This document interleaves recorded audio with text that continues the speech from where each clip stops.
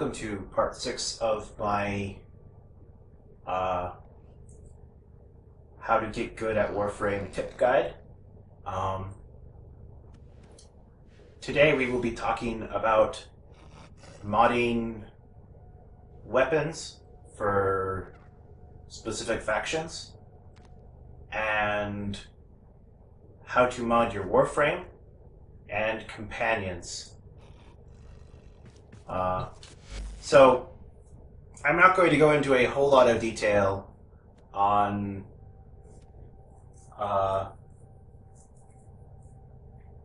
how to mod damage for specific factions because it gets really complicated. Because certain enemies of certain factions are weak against certain elements, but other ones aren't. So I'm just going to give a general overview of how the factions work and what works good against them. The Grineer have armor as their main defense. Armor decreases by a percent incoming damage before applying it to their health pool. The Corpus have shields, which acts as a buffer between incoming damage and their health, and recharges over time. So if you can't punch through the shield, you can't inflict any damage at all. And the Infested have basically their own armor as well.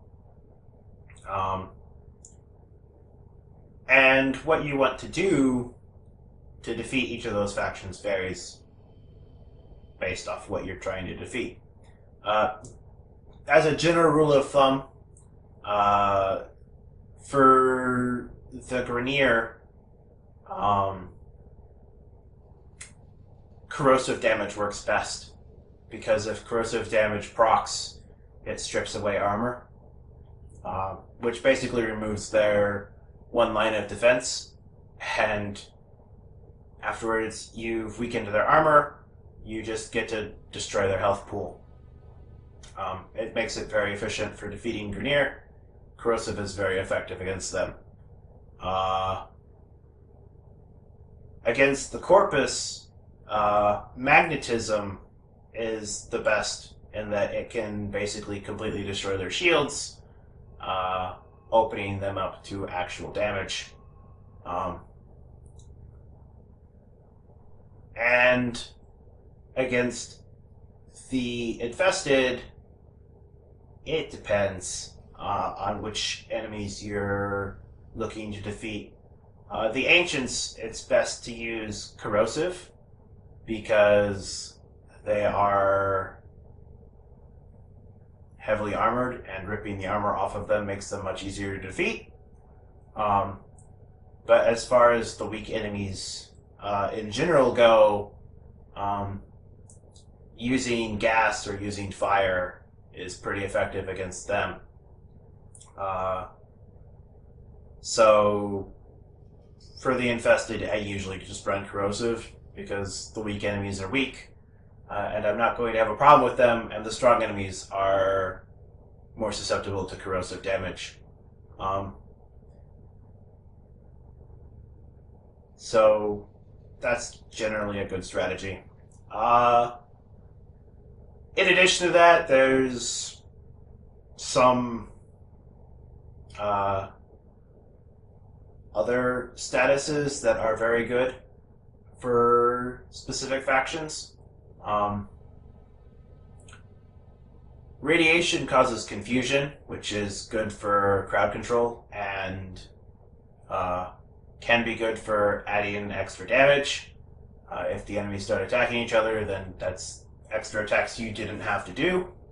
And Viral halves the maximum HP of the enemy only once, but an enemy with half an HP is 50% weaker than an enemy with full HP.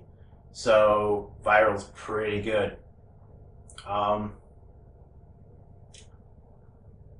So if you're going up against strong enemies, viral suddenly becomes very, very useful. But it's actually not that useful against weaker enemies, because if they're weak, you're just going to kill them in a couple of shots anyway. So you didn't need it.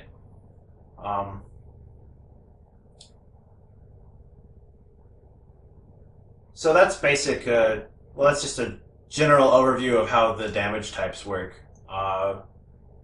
If you're interested in more detail, I recommend checking out the wiki and reading about it. Damage 2.0 has its own page, I'm pretty sure.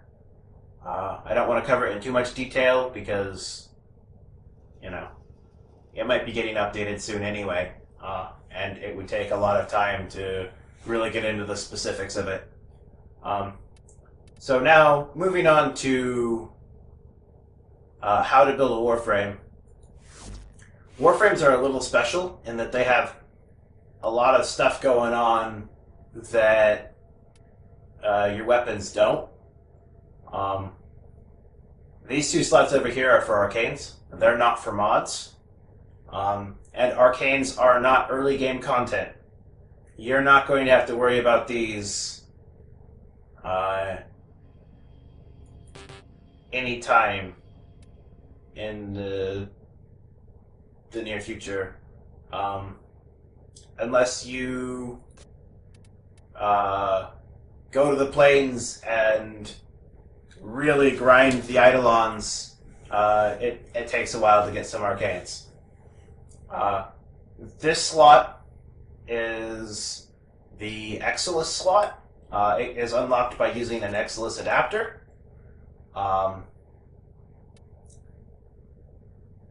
And it is specifically for utility mods.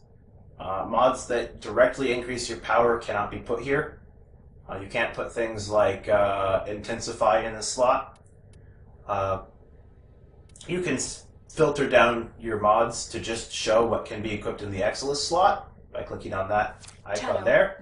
Unlimited mission alert available. And check navigation. Most of these are just niche things that aren't necessarily going to be super beneficial, but are good mods to have for user preference. Like Master Thief's 40% chance to unlock lockers isn't super great, especially since, like, if you have a dog, you can get a different mod that has like a 90% chance. But if you're not running dogs and you would like to try your luck at the locked lockers, then Master Thief can be a fun mod to have around. It's not super useful, which is why it doesn't usually get to go into any of the main slots, which is why they made this slot in the first place. So you could play around with some of the more diverse mods of the game that don't see a whole lot of usage in the main slots due to the opportunity cost of putting them there. This slot is your Aura slot. The Aura slot works completely backwards from the other slots. Rather than the drain of the mod coming out of your capacity, the drain of the mod is added to the maximum capacity. So while my Warframe has a maximum capacity of 60, by putting Rifle Amp here, it gets an additional 14, bringing the maximum capacity to 74, which lets me fit in my crazy loadout that actually costs 3 points more than I would normally be able to do with 60 capacity without having to format anything. So the Aura is special in that way, and it's also special in the fact the Aura applies not only to you, but to your teammates as well. So if you have Rifle Amp, which causes a 27% increase in damage from rifles. And everyone else in your team also has rifle amp. You will all be doing like an extra 100% damage with your rifle. And that's pretty good. Choosing what aura you want to run for your Warframe is a pretty big decision, and there can be a lot of team building around that if you're actually playing with people you know and are trying to construct a good team. Coming up with the correct loadout for everybody's auras can be a pretty big deal. If you're playing solo or playing with randoms, it's really not. You just pick whatever's best for your Warframe, and everyone else will just take whatever buff you give them. And then you have your 8 main mod slots. These 8 mod slots need to do 2 things on your Warframe. They need to get the mods in that will keep you alive, as determined by these stats up here, and they need to get the mods in that will make you effective, as determined by these these stats here. For example, my mag only has 65 armor. I could increase mag's armor to decrease percentagely the amount of damage applied against mag's health pool by equipping steel fiber. But in Warframe, the majority of mods are multipliers as opposed to additive. And so 110% extra armor isn't a whole lot of extra armor if I only have 65 to start with. As such, it's not really worth considering. So what mods are actually effective for you is greatly dependent on which Warframe you're currently using. The energy is your maximum energy capacity, and it is very useful to have a lot of that if you plan to use your abilities often. I have an absolutely insane amount because I have primed flow, which is giving me 200% energy max. But if you don't plan to use your powers that often, it's not as important. If you're just going to have a ton of energy sitting around because you're not using your abilities often enough, then it's a waste of a mod slot to increase that. It's an opportunity cost you're paying that you could be using for something else. There's no point modding for it if you have enough already. On most Warframes, you're definitely going to want to increase health. Health is the one thing that keeps you alive. If you run out of health, you're dead. And it's pretty easy to keep your health up. You just slap on a vitality, and you're good to go.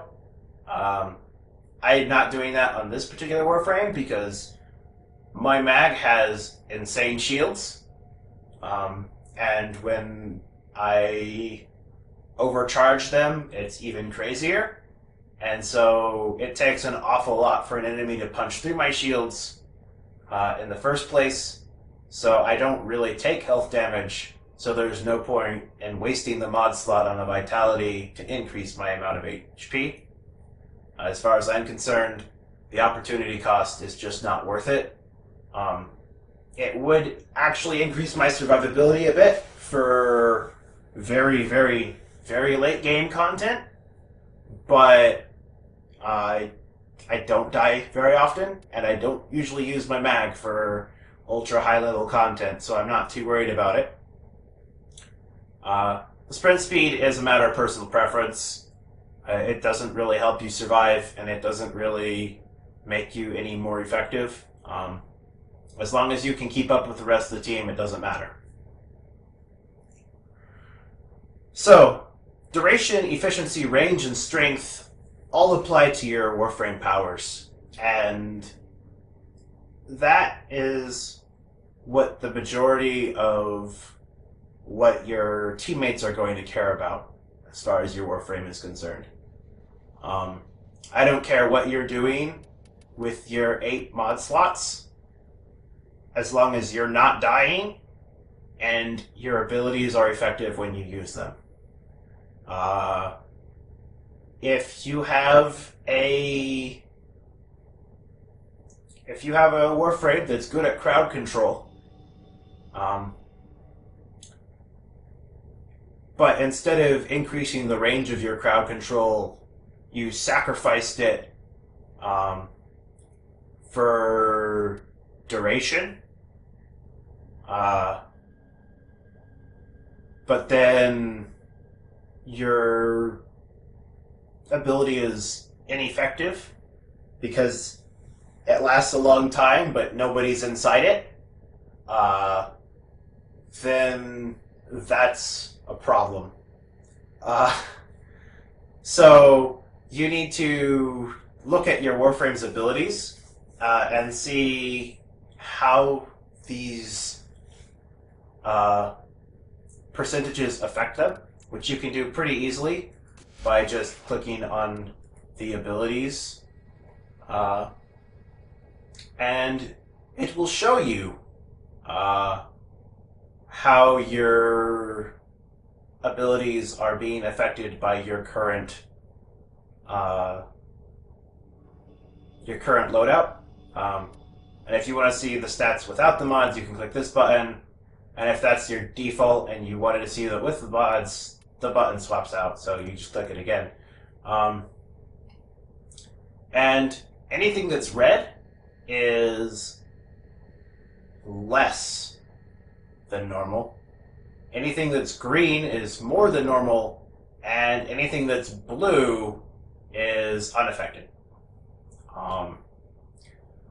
So by looking at this, you can get a general idea of how your Warframe's powers are behaving, and then make a decision for yourself if you think that's effective. My mag is designed to spam abilities like crazy, so I have very, very low cost to activate. And I want to sweep in as many people as possible with the abilities, so I have very, very, very long range. I don't really care about the damage, because I can bring the damage with my guns. And I don't really care about the duration, because most enemies are not going to survive more than a couple seconds against one of my guns anyway. So it's fine. That's how I've chosen to build my mag, and it works for me. Is this the best build for a mag? Probably not. There's probably something that works even better. But the goal isn't to have the most powerful Warframe. The goal is to have Warframes that I or you enjoy using when you play the game. I enjoy my mag, so I use it like this. And if I change my mind, I can always change it later. Now, Warframes are a little bit tricky in that they have additional mods that are augments that let your abilities do slightly different things. So for mine, I have Fracturing Crush, which makes it to where when I use Crush on an enemy,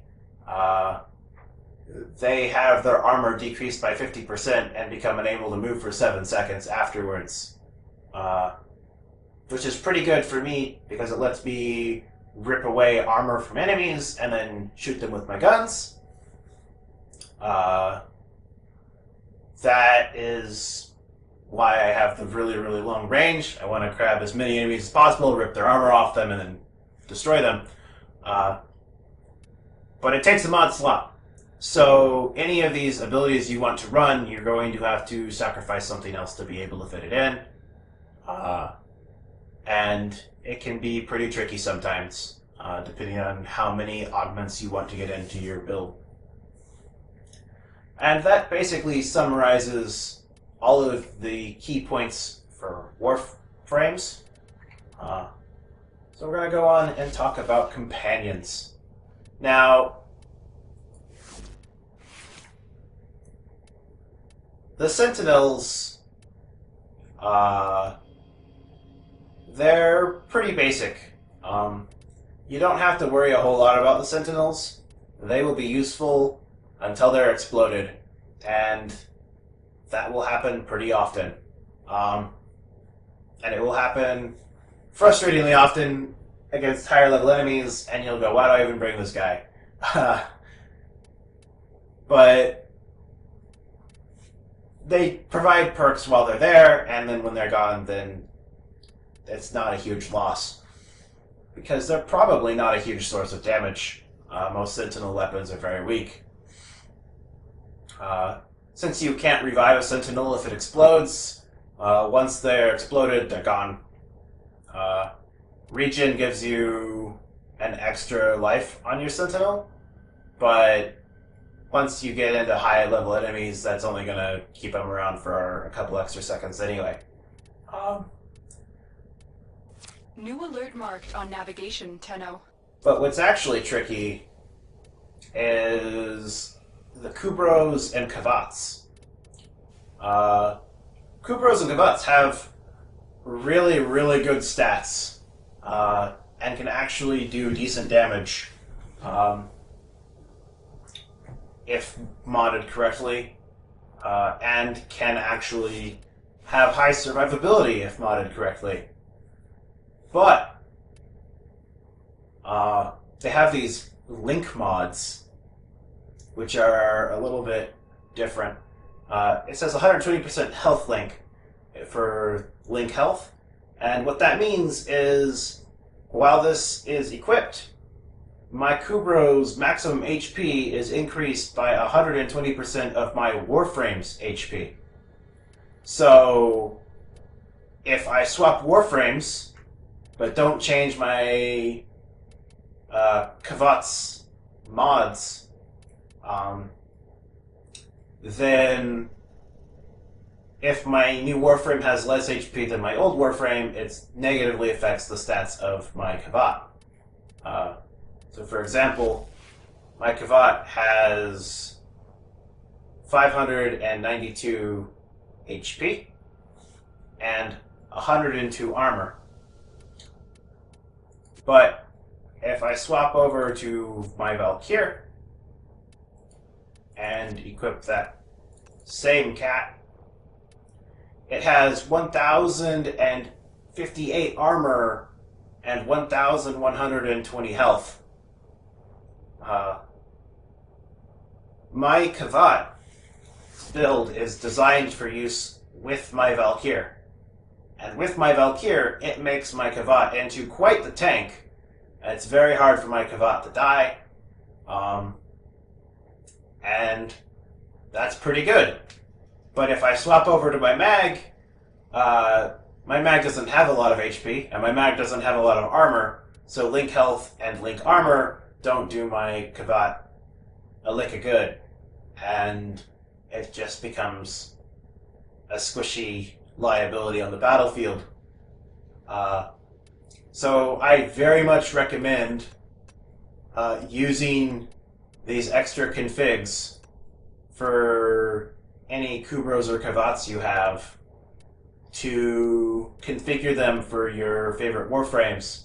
So if you are swapping Warframes, you can just swap configs rather than have to completely rebuild the thing. I've had many times where I've had my Kavat equipped and I just run out.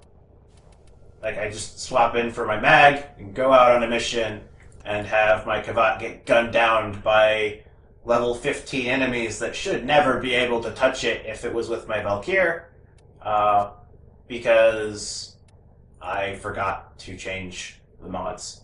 And the mods are directly tied in to my Warframe stats. So if you change the Warframe, it changes the values, and the cat can just get gunned down.